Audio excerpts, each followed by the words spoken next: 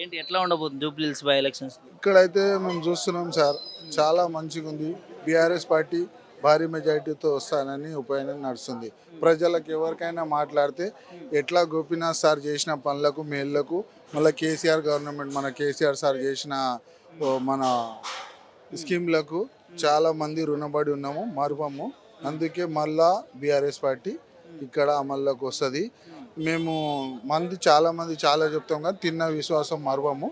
కాబట్టి మేము అందరం బీఆర్ఎస్ పార్టీకి వేసి గోపీనాథ్ ఫ్యామిలీకి మంచి మేలు చేసామని వాళ్ళందరూ చెప్తున్నారు. ఎందుకంటే ఆయన ప్రతి విషయంలో గోపీనాథ్ సార్ ఆ, అన్ని చిన్న చిన్న విషయంలో ఫ్యామిలీలలో ఏమన్నా ప్రాబ్లం ఉంటే ఇమీడియట్లీ యాక్షన్ తీసుకుంటుండే, అలాగే వాళ్ళ ఫ్యామిలీ కూడా వాళ్ళకు ఆదుకుంటుందని ఒక ఆశతోని అందరు బీఆర్ఎస్ పార్టీ గెలిపిస్తామని చెప్తారు. దాంతో పాటు మనకు సార్ ఉన్నారు, కేటీఆర్ గారు సార్ ఉన్నారు, మళ్ళా మన మేడం సవితా ఇంద్రారెడ్డి మేడం గారు ఉన్నారు.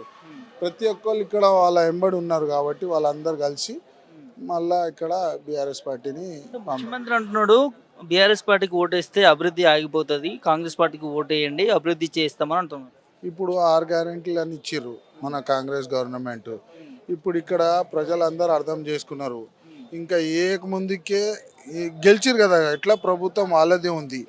వచ్చినాక ఏం అమలు చేయలే. ఇప్పుడు ఇది ఓడిపోతే ఏం అమలు చేస్తారని గ్యారంటీ ఏముంది, నమ్మకం ఎట్లా ప్రజలలో. అందుకే అందరు ఏమంటారు అంటే మాకు ఎట్లా 2 సంవత్సరాలు ప్రభుత్వం ఉంది, దాని తర్వాత మళ్ళీ బీఆర్ఎస్ వస్తుందని అదే ఆలోచనతోని అందరు బీఆర్ఎస్కి వేస్తా అంటారు.